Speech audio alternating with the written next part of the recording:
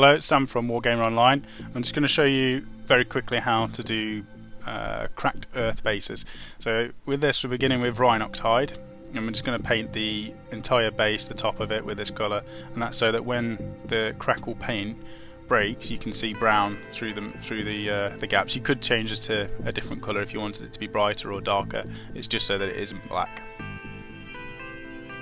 The next step is using the Agrellan Earth from Games Workshop and putting this on quite liberally. You want it to be fairly thick compared to the normal paint that you would use.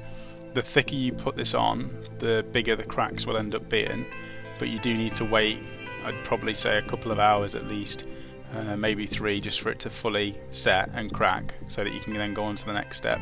So if you're doing a lot of bases in one go, just do this one base at a time, move on to the next one, and then leave them all to dry so that you can get on to the next bit.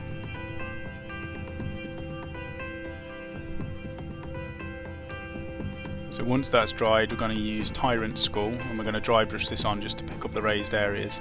And with the way the paint is, it does flake off from time to time. It's not too big of a deal because I've used that Rhinox Hide as a base coat before we did this. So if you do get chunks breaking off, you'll just have the Rhinox Hide underneath, so it's not that big of an issue. I'm going to tidy up the rim of the base now using Abaddon Black, and just as neatly as you can go around the rim of the base. You don't want to get this onto the top because that would mean you're going to have to put the Agrellan Earth back on and wait for it to dry and then do the dry brush again. So just be as neat as you can with this, especially on the top part of the base.